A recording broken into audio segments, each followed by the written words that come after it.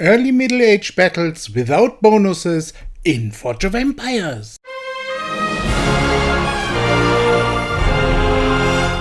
This video was made for players who have just started playing Forge of Empires, have somehow experimented through the first ages, and who realize, at the latest during quests, that it can help to fight. Many people have great respect for these battles, unless they have great buildings that bring significant combat bonuses. Such a city was created from the PowerStart series. Very few combat bonuses from event buildings and not a single great building with combat bonuses. I had completed the guild expedition several times before through negotiation and had already received some military units from it. The relic temple also played its part. How much can you really fight with such a city? I simply built some military buildings to show everything. In the following, I explain which of these you really need. The measure of all things is a guild expedition. Let's start with level 1. You can actually finish the small platforms completely in auto mode if you simply set up 8 catapults and let auto mode do the rest. We are not talking about great combat tricks and tips here. It really is that simple. It's quick, and only if it's quick you can play the guild expedition every week. That's why the automatic fighting mode is so important. For the first big platform I simply recommend 8 mercenaries. Sure, rogues would be nice now, but I will come to that topic later. You can't do it now without losses. But you got to get over that. They cost 150 coins and supplies each. Even the production of a city in the early Middle Ages can do that without a problem. After that, you can simply continue with the catapults or alternatively use 8 armored infantry. Catapults will also go with the next one, although not without minor losses, but alternatively 8 heavy cavalry can be used. And finally, catapults again. That was 7 platforms in record time. Now comes the second big platform. It could be one without rogues if necessary, but that is torture. Too many losses. Of course, you could negotiate a platform now. But this is a video about fighting. That's why I recommend the use of rogues here. Now I can hear the first player screaming, "Rogues? Where am I supposed to get rogues?" I had won some rogues from previous guild expeditions. You can also get rogues for daily challenges and some events. In the daily challenges, I even won a rogue hideout, which I built for this video. So I can place 2 attached rogues and 4 unattached rogues next to 2 mercenaries. Again, the auto combat mode takes care of both waves. Normally all 8 attempts would be used up now, but I had 2 extra attempts on platform 5. So the catapults get to show what they can do another 2 times. 8 hours later we continue. Platform 11 is just screaming for 8 heavy cavalry. And because they are already set, they are also used on the third big platform, platform 12. The rogues can be spared a bit, of course at the expense of the existing heavy cavalry. Then it goes on again with catapults. It is embarrassing to make such a simple video, but the easiest way is actually to simply use 8 catapults on most small platforms. Platform 16, the grand final of level 1, is then again a case for the rogues, this time together with heavy infantry. The loss of an unattached unit is always annoying but unavoidable. Level 2 of the Guild Expedition starts with the familiar catapults again. That would win on platform 2 as well, but the losses would be too much. Therefore, the use of the heavy cavalry is preferable there.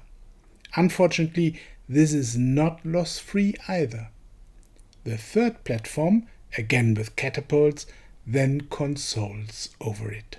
2 heavy infantry plus 6 rogues are a standard team when the enemy offers a unit mix. They always win, most of the times without losses. Then it goes on with catapults again, and if the enemy tries it himself with many catapults, then the heavy cavalry has to step in. It is possible to lose 2 units, but the losses are limited. On the second big platform of level 2, I use catapults again. To keep the own losses low, I play manually. In the end, I have 5 lost units.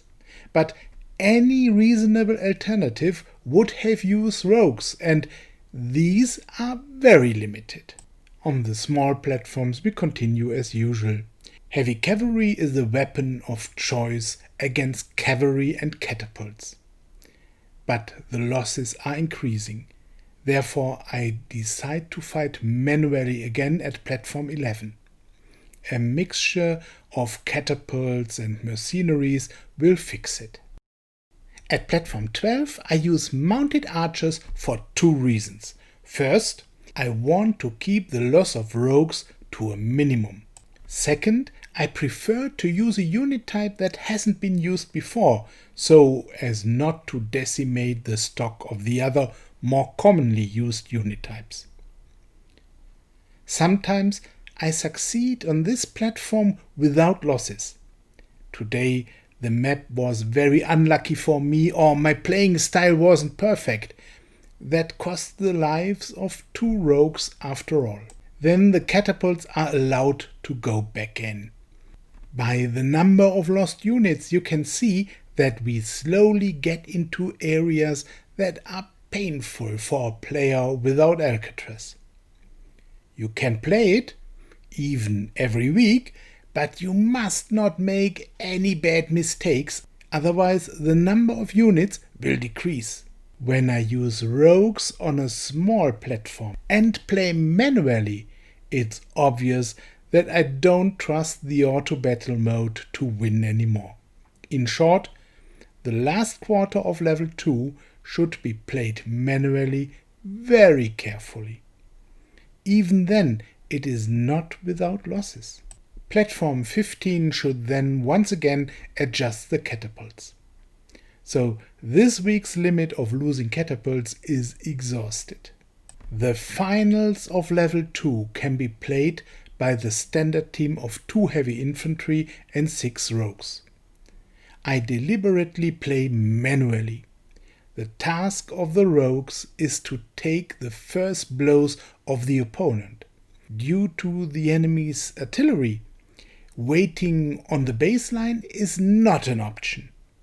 The units must run forward from the beginning. Always take out a hero last? I can't afford that luxury. The way to the enemy's catapult is extremely long for the slow heavy units. But surviving wave 1 without losses is a good prerequisite. Even the computer has no combat bonuses in the early Middle Ages in the first 3 stages of the Guild Expedition.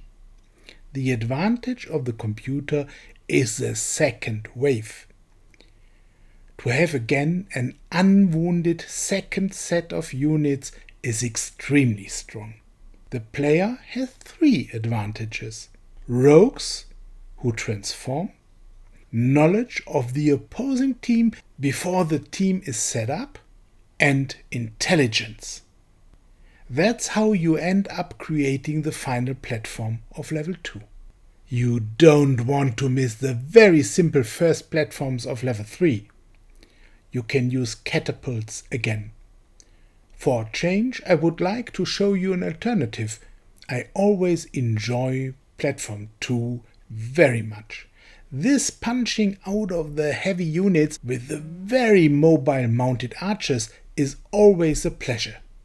My recommendation is to negotiate from platform 3 of level 3 as long as you don't have any combat bonuses yet. From now on, the losses increase so much that you can't compensate them every week without an Alcatraz. But up to this point, fighting has saved a lot of goods and time. I hope that encourages imitation. Enjoy it!